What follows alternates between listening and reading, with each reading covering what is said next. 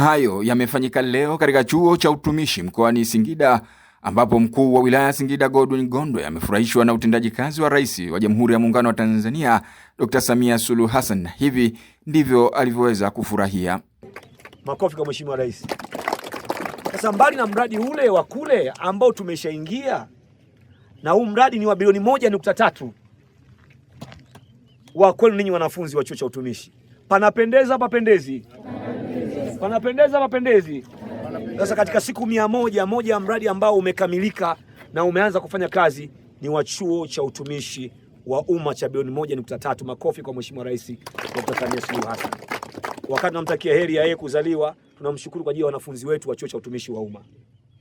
Leo wanafunzi hawa mnasoma mazingira bora, mnapendeza, mnapata elimu katika mazingira yaliyo bora zaidi. Kwa hiyo tumekuja kufurahia siku ya leo pamoja na ninyi. Naye mkurugenzi wa manispaa ya Singida pamoja na mkuu wa chuo hicho wamenena juu ya mazuri ya Rais Dr. Samia Suluhu Hassan. Tumekuja kwenye chuo cha utumishi kampasi ya Singida kwa ajili ya kuadhimisha siku ya kumbukizi ya kuzaliwa Mheshimiwa Rais Dr. Samia Suluhu Hassan.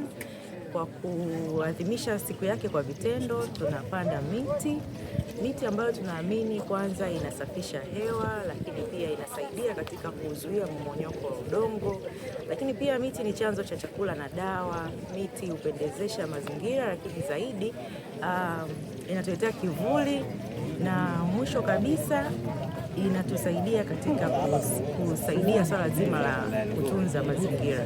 Kwa hiyo mimi pamoja na watumishi wenzangu wa manispaa ya Singida tumekusanyika wote kwa pamoja hapa tukiongozwa na Mheshimiwa DC, Mheshimiwa Godwin Gondwe, kwa ajili ya kuhakikisha zoezi hili linafanyika, na tutajitahidi wakati tunaweza kuhakikisha tunapitia miti hii, kuitunza na kuifuatilia ili iweze kuwa ya faida.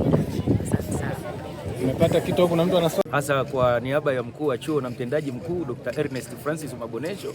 Mimi kwa kweli nichukue nafasi hii kumshukuru sana Mheshimiwa Rais kwa sapoti ambayo anatupa hasa kwa chuo cha utumishi wa umma, na zaidi sana chuo cha utumishi wa umma kampasi ya Singida, ambapo tumeweza kuhama na sasa tuko kwenye majengo yetu kama mnavyoyaona. Kwa kweli tunaendelea kung'ara, na sisi tunamuomba ili nyota yake iendelee kung'ara.